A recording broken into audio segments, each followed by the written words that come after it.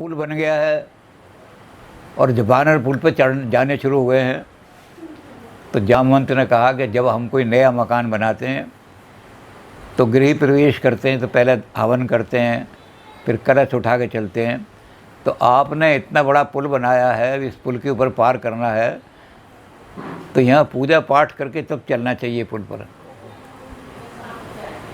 तो उन्होंने कहा राम को कि राम, यहाँ कोई अनुष्ठान करना चाहिए किसी देवता का, हमारा सक्सेसफुल पुल बन गया है और हम इस पे जा रहे हैं। तो राम ने कहा हाँ, मैं भी बहुत देर से ही सोच रहा था। और राम ने देख करके कहा परम रम्य पावन ये धरनी और महिमा अमित जाए नहीं वरनी। मैं बड़ी पवित्र भूमि में खड़ा हुआ हूँ, परम सुंदर भी है, बहुत ही रम्य है ये। कहाँ? तमिलनाडु में खड़े हुए हैं। और महिमा अमित जाए नहीं, इसकी महिमा ऐसी है जिसका वर्णन नहीं हो सकता। तो वानर जो थे उनको आश्चर्य हुआ। उन्होंने कहा महाराज, लोग आते हैं यहाँ कभी कभी समुद्र की सैर करने, तो कोई कहता है हमारा पंजाब इतना तकड़ा है, मैं धरती पंजाब दी। कोई आता है देशा में देश हरियाणा, जिद्दू दही का खाना। कोई आदमी आता है कि मेरा सोनार बंगला। तो आप उत्तर प्रदेश के आदमी को और ये तमिलनाडु की भूमि को आप कह रहे हो कि बड़ी पवित्र भूमि है और रम्य भी है। तो राम कहने लगे वानरों से कि भैया, ये जो बांटने वाली बात करते हैं कि मैं पंजाबी हूँ, मैं हरियाणवी हूँ, ये तो घटिया लोग हैं, बहुत ही घटिया बुद्धि के आदमी, जिनकी बुद्धि में लाइनें खिंची हुई हैं। और फिर परिचय कराते हैं भारत की भूमि का, गायंती देवा किल गीत कानी धन्यास्तु भारत भूमि भागे। कहते हैं भारत की सारी भूमि बड़ी पवित्र है, कश्मीर से लेकर के कन्याकुमारी तक और आसाम से लेकर गुजरात तक, इस भूमि का एक एक कण बड़ा पवित्र है, पावन है। सारा उन्हें समझाने लगे। कहने लगे इसलिए इस भूमि को इस दृष्टि से देखो, गायंती देवा किल गीत कानी, सुंदर भाषा में, बड़ी सुंदर भाषा में देवता लोग जो हैं सारे वो गाते हैं। क्या कहते हैं? धन्यास्तु भारत भूमि भावे। भारत की जो भूमि भाग है जिसको भारत कहते हैं, वहाँ जन्म लेना बड़ा धन्य है। इस भूमि में वही जन्म लेता है जो बहुत धन्य हो आदमी, क्योंकि ये पुण्य भूमि है, भोग भूमि नहीं है। यहाँ पुण्य अर्जित होते हैं। तो फिर सबको सब भारत की महिमा बताते हैं राम। अब सारी चीज़ जो है वो बहुत लंबी चौड़ी जब है, लेकिन राम एक एक जगह से बताते हैं कि जिस कश्मीर में भगवान शंकर अमरनाथ की गुफा में बैठे हुए और पार्वती को अमर कथा सुना रहे हैं, वहाँ अमरनाथ की गुफा में बैठे हैं, वहाँ लोग जाके जाते हैं। सावन की पूर्णमासी में लिंग अपने आप पैदा हो जाता है। तो क्या वो भूमि पवित्र नहीं मानी जाएगी? तो महाराज कहने लगे हाँ पवित्र है। तो एक एक जगह का उन्होंने कहा कि आसाम की भूमि जहाँ परशुराम जी गए और लोहित पर्वत को काट करके ब्रह्मपुत्र का पानी भारत में ले आए और ला करके सारे जल से बंगाल की भूमि सिंचित कर दी, उस आसाम की भूमि को तुम पवित्र नहीं कहोगे? तो एक एक जगह का उन्होंने सारा वर्णन करके कि भारत का कौन सा भाग ऐसा है जो पवित्र नहीं है।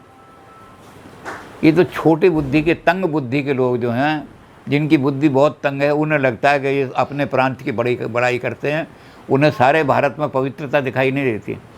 जबकि देवता स्वर्ग में बैठे हुए कह रहे हैं धन्यास्तु भारत भूमि भागे। हे भारत भूमि, ये जो भाग है जिसको भारत भूमि कहते हैं, वो धन्य है, वो पवित्र है। इतनी पवित्र भूमि है जहाँ पुण्य अर्जित होते हैं। और कहते हैं यहाँ ये छोटी बुद्धि के आदमी बस अपने छोटी बुद्धि।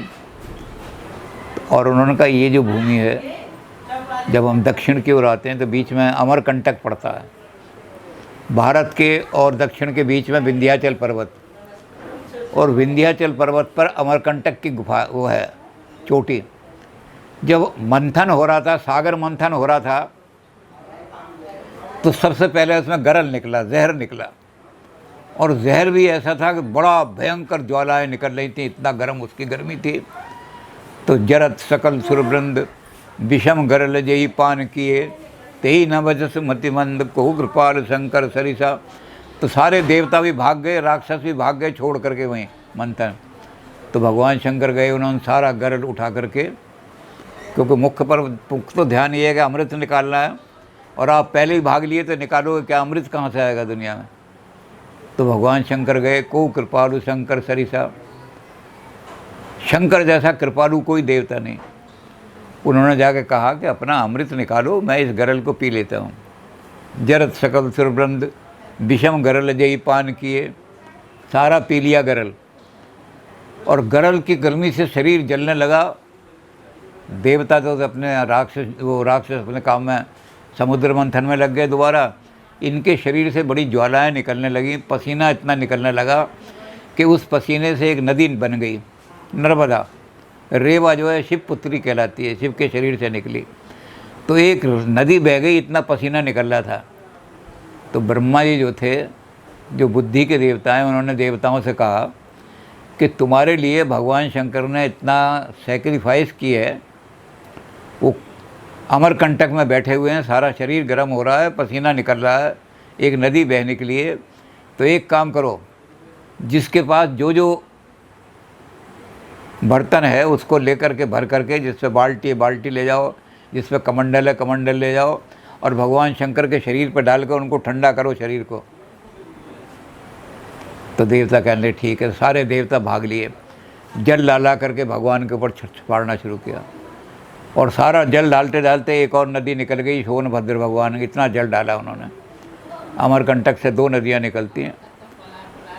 जब भगवान शंकर शांत हो गए तो उन्होंने देवताओं से कहा कि तुमने मुझे शांत किया है, अब मेरा और तुम्हारा, जैसे भगवान ने, कुरान शरीफ में भी आता है, बाइबल में भी यही कहानी आती है कि भगवान ने जो था हज़रत मूसा के साथ कॉवेनेंट, एक संधि की, संधि लिखी जाती है, कॉवेनेंट लिखा जाता है। तो भगवान ने अपनी उंगली से पर्वत के ऊपर लिख दिया। तो यहाँ शंकर भगवान ने भी कॉवेनेंट, एक पवित्र संधि कर रहा हूँ तुम्हारे साथ जन्म जन्मांतर के लिए। तो लोग कहने लगे महाराज बताओ, कृपा करो। उन्होंने कहा कि तुम जो है श्रद्धा के साथ मेरे ऊपर ऐसे ही जल चढ़ाना, जिससे मैं बिल्कुल शांत हो जाऊं। तो जिसके पास जितना सामर्थ्य है उतना जल में जैसे आज किया कि जिसके पास जितना कमंडल था, जो बर्तन था, चढ़ा दिया। तो अपने सामर्थ्य अनुसार जल चढ़ाना बस, और जड़ी चाहिए, मुझे कुछ नहीं चाहिए। और उसके बदले में तुम्हारे जीवन का सारा जहर मैं पी लिया करूँगा। तुम्हारे जीवन में कितना ही जहर भर जाए, कटुता आ जाए, मेरे ऊपर जल चढ़ा देना आकर के, जहर मैं पी लूँगा। तो कहते जहाँ ये कॉवेनेंट हुआ, जहाँ ये संधि हुई, पट्टा लिखा गया जहाँ ये, तो वानरों को जगह पवित्र नहीं होगी, उससे ज़्यादा कौन सी जगह पवित्र होगी। तो भारत भूमि का तो एक एक कण पवित्र है। और यहाँ जब मैं तमिलनाडु में आया तो मैंने देखा कि तमिलनाडु में 3 तरफ से समुद्र इसके समुद्र तट इसको छूता है, तमिलनाडु को। इस भूमि में इसके किनारों पे जब भी गंद जम जाए तो समुद्र आता है, उसकी लहरें उसे बहा के ले जाती हैं। तो जहाँ नित्य प्रक्षालन हो रहा है, जहाँ समुद्र की लहर जो है एक एक दिन में 20-20, 25-25, 30-30 लहरें आती हैं और इसको सब धो करके चली जाती हैं। इसीलिए मैंने कहा कि इससे ज़्यादा पवित्र भूमि नहीं मिलेगी आपको, जहाँ इतना। और रम्य, उन्होंने कहा जी रम्य क्यों कहा, सुंदर क्यों कहा। और भी भूमियाँ कहते हैं मैंने इसलिए सुंदर कहा कि जब सूर्य उदय होता है तो सबसे पहले उसकी किरणें पूर्वी साहिल पर पड़ती हैं, पूर्वी तट पर पड़ती हैं। और वेद में लिखा हुआ इदम उत्तर प्रस्तम प्रस्ता ज्योति, दुनिया को कह दो कि ज्योति जब भी आएगी पूरब की तरफ से ही आएगी। अंधकार का नाश, चाहे वो ज्ञान का अंधकार हो, चाहे आत्मा का अंधकार हो, चाहे फिजिकल अंधकार हो, जब ज्योति आएगी आपकी, तो सूर्य जब निकलता है तो पहले पूरब के सागर पर, जो पूरब का समुद्र है, उस पर उसकी किरणें पड़ती हैं। तो उनसे कह दो वेद में कहा गया है कि ज्योति प्रकाश हमेशा पूरब से आता है। तो इसीलिए मैंने रम कहा कि इतनी सुंदर भूमि जहाँ सूर्य भगवान सुबह ही सुबह सबसे पहले आके टच करते हैं। तो परम रम्य। और कहते एक बात और देखो, ये जो कन्याकुमारी है इसकी एक वहाँ छोटी सी शिला बनी हुई है कन्याकुमारी पे। कहते ये वो जगह है जहाँ पार्वती बैठी थी तपस्या करने के लिए। अब तो वहाँ विवेकानंद केंद्र बना दिया है, क्योंकि विवेकानंद ने भी वहीं तपस्या की थी। लेकिन प्राचीन काल से भगवान राम कहने लगे कि ये वो जगह है जहाँ पार्वती ने बैठ के तपस्या की थी कि बरहूँ शंभु न तो रहूँ कुंवारी। भगवान शंकर समाधि में बैठ गए हैं और जो दानव हैं वो उन्हें लग गया, वृत्तासुर को लग गया और दूसरे दानवों को लग गया कि भगवान शंकर तो बैठे हैं, अब कोई आएगा नहीं हमें मारने। तो पार्वती बैठ गई कि मैं भगवान शंकर से ही विवाह करूँगी और किसी से नहीं करूँगी। तो ये भूमि बड़ी पवित्र है, इसलिए मैं भारत के एक एक अंग को मानता हूँ कि जहाँ भी भारत का कण उठाओगे आपको पवित्र मिलेगा। तो बानर बड़े खुश हो गए। बानर कहने लगे महाराज आपने तो आज हमें सारे भारत की संस्कृति का वर्णन कर दिया, सारे भारत के दर्शन यहीं बैठे बैठे करा दिए। हमारे पास तो टूरिस्ट के लिए किराया भी नहीं कि कश्मीर तक दर्शन करके आएँ, और आपने भारत भूमि का सारा वर्णन करके कि बड़ी पवित्र है। इसलिए मैं ये नहीं कहता कि भाई मेरा उत्तर प्रदेश ही पवित्र है, ये परम रम्य पावन ये धरनी, ये तमिलनाडु भी मुझे इसलिए बड़ा पवित्र लग रहा है। और इसकी कितनी महिमा है, देखो सूर्य यहीं सबसे पहले यहीं दिखाई देता है, इसकी महिमा का वर्णन कैसे करोगे। तो कहने लगे चलो समझ में आ गया हमारा कि सारा भारत पवित्र है, ये तमिलनाडु भी भारत से अलग नहीं है, भारत का ही अखंड हिस्सा है। और जिनके मन में वाकई रेखाएं खिंची हुई हैं, जिनके मन संकुचित डिब्बी की तरह से बंद हैं, उन्हें छोटे छोटे दिखाई देते हैं, प्रांतवाद उन्हें दिखाई देता है। तो कहने लगे अब क्या है, कहते यहाँ करूँ मैं शंभु स्थापना, यहाँ मैं अब शिवलिंग की स्थापना करूँगा। तो फिर वो बानर जो थे फिर उनको ज़रा संकोच हुआ, पूछने लगे जिज्ञासा, महाराज जहाँ आदमी जाता है, राजनीति तो ये कहती है कि जहाँ जाते हो वहाँ के देवताओं की, वहाँ के आदमियों की तारीफ़ करो और वहाँ के देवताओं का पूजन करो, तो वो सारे आदमी आपके साथ जुड़ जाएंगे। तो यहाँ बजाय शिव जी के आप शिवलिंग की स्थापना करने के, आप यहाँ के किसी देवता की पूजा करो। तो राम बोले बानर बंधु, मैं शिव की पूजा इसलिए कर रहा हूँ कि भारतवर्ष को सारे को ये बताना चाहता हूँ कि जो शिव कैलाश पर्वत पर बैठे हुए हैं वही समुद्र के किनारे विराजमान हैं। भारत की अखंड संस्कृति है, कहीं भी इसमें विघ्न नहीं है। तो कैलाश पर्वत वाला शिव सबसे ऊंची जगह बैठा है कैलाश पर्वत पे, और समुद्र का किनारा सबसे नीचा है। तो सबसे ऊंची जगह पर बैठने वाला शिव बिल्कुल उत्तर नॉर्थ में बिल्कुल ऊपर बैठा हुआ है, और साउथ में भी वही शिव विराजमान हो, तो सारे भारत को ये चेतना आ जाएगी कि भारत में एक ही संस्कृति है। कहते दूसरे ये भी करना चाहता हूँ मैं कि शिव बहुत ऊंचे स्थान पर बैठे हैं, महलों में, राजमहल में, बड़े बड़े राजा महाराजा, उनके महलों में शिव के शिवलिंग उन्होंने अपने महल में मंदिर बना लिए हैं और वहाँ उसकी पूजा करते हैं।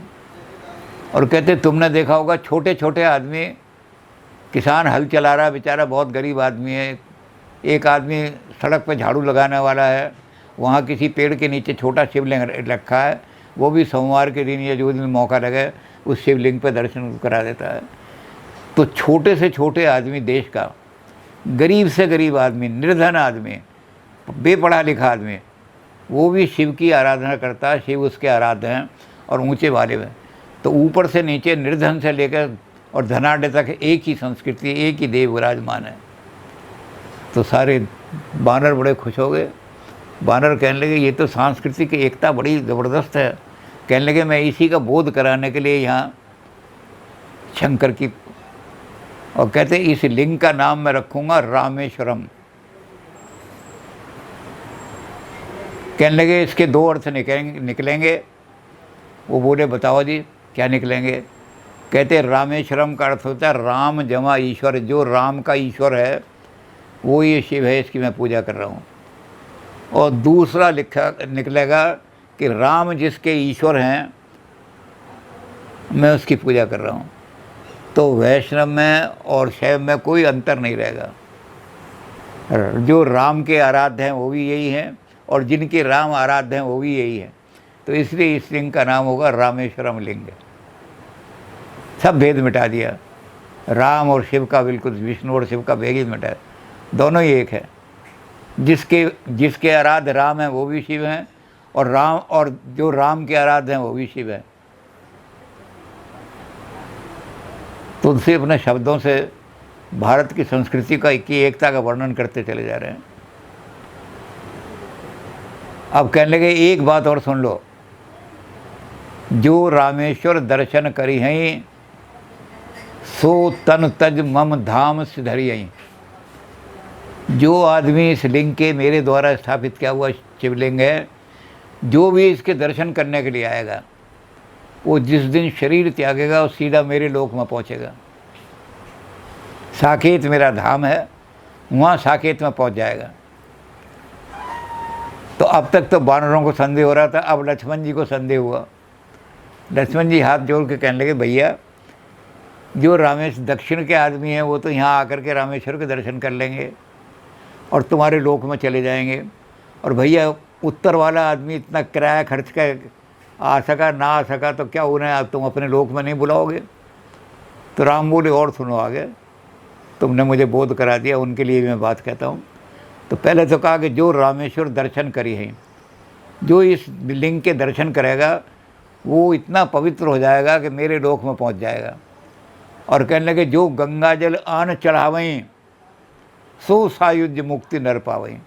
और अगर कोई आदमी ये करेगा कि यहाँ से जाएगा, दक्षिण से काशी जाएगा या हरिद्वार जाएगा और वहाँ से गंगा जल लाएगा और वो गंगा जल ला करके इस लिंग पर चढ़ाएगा। जो आदमी उत्तर का है वो यहाँ आएगा, उत्तर से गंगा जल लेकर यहाँ से ये जो रेत पड़ी हुई है समुद्र की, इसको लेकर गंगा जी के अंदर डालेगा। तो कहते क्या होगा? वो सायुज्य, वो मेरे रूप जैसा, वो मेरे ही जैसा रूप उनको प्राप्त हो जाएगा, वो मेरे ही समान हो जाएंगे।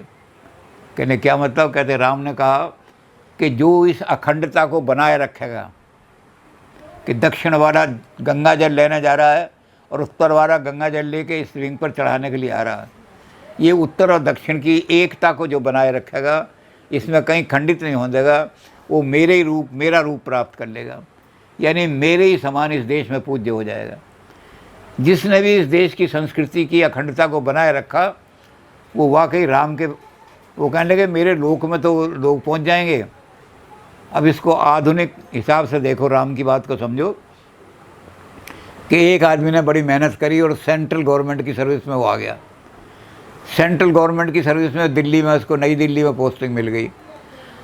तो प्रेसिडेंट का और प्रधानमंत्री का लोक तो उसको मिल गया, प्रधानमंत्री के लोक में पहुंच गया, वो प्रेसिडेंट के लोक में पहुंच गया, क्योंकि नई दिल्ली में सेंट्रल सेक्रेटरीट की उसको नौकरी मिल गई। लेकिन प्राइम मिनिस्टर के दर्शन बड़े भाग से, सारी ज़िंदगी नौकरी करके रिटायर होकर आ जाएगा, प्रधानमंत्री नहीं मिले और राष्ट्रपति भवन में जाने का मौका नहीं मिला। तो भैया मेरे लोक में तो लोग पहुंच जाएंगे, लेकिन मेरे स्वरूप को नहीं देख सकेंगे। वो मेरे स्वरूप को कौन प्राप्त होगा? जो उत्तर से आके गंगा जल चढ़ाएगा और दक्षिण से गंगा जल लेने वहाँ जाएगा, वो राम के रूप को प्राप्त हो जाएगा। और ये राम ने ऐसा दे दिया वरदान कि जिसने भी इस देश में एक काम को किया कि उत्तर और दक्षिण की एकता को बनाए रखो, इसको कहीं खंडित मत होने दो, वो इस देश के अंदर राम के समान पूज्य हो गए। दुनिया उनको सबको पूजती। जिन्होंने भी, बहुत लोग हैं ऐसे जिन्होंने देश की एकता को बनाए रखा और वो लोग वाकई पूज्य हो गए, उनके फ़ोटो घर घर में लगे हुए सारे। तो राम कहने लगे इसलिए मैं उत्तर और दक्षिण में कोई भेद नहीं मानता। तो अब जब शिव की पूजा कर ली तब उन्होंने कहा कि अब चलो, फिर वो पार होने लगे सारे। और जैसा कि हमारे शास्त्रों में है कि 3 रास्ते उनको मिले। ज्ञान मार्ग से जो लोग भावसागर को पार करना चाहते हैं, ये संसार का जो समुद्र है इसको, वो गगन मार्ग, वो ज्ञान मार्ग से जाएं, कोई पाबंदी नहीं है कि इसी मार्ग से जाओ।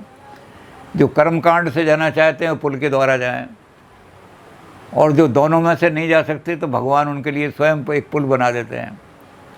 अपर जल चरण ऊपर, वो जल के जो प्राणी थे वो राम के दर्शन करने के। तो वो सगुण राम को, सगुण ब्रह्म को पूजा करके और सगुण ब्रह्म की आराधना करेंगे तो भक्ति का भगवान उनको आशीर्वाद देंगे और कहेंगे तेरे रास्ते मैं बनाऊंगा। भगवान खुद उनके लिए अथातो भक्ति जिज्ञासा में एक वाक्य यही बड़ा अच्छा लिखा है आचार्य रजनीश ने कि जो भगवान के आगे समर्पित कर देता है, वो कहते हैं कि ज्ञान पंथ में बड़ा कठिन है, क्योंकि ज्ञान पंथ में क्या आता है कि अहंकार आने की संभावना होती है। जब ब्रह्म का ज्ञान हो जाता है आदमी कहता है अहम ब्रह्मास्मि, मैं ही ब्रह्म हूँ। और जहाँ उसने ये कहा अहंकार आया तो फौरन पतन हो गया, अहंकार का पतन तलवार की धार की तरह से। तो ज्ञान मार्ग से बहुत कम आदमी जा सकते हैं, बहुत मुश्किल है। और कर्म कांड से हो जाएगा जिसके पास पैसा होगा। अगर हवन कराना है तो गाय का घी लाएगा वो 400 रुपये का किलो, अब वो है बेचारा चपरासी लगा हुआ, 400 रुपये का कहाँ से ले आएगा।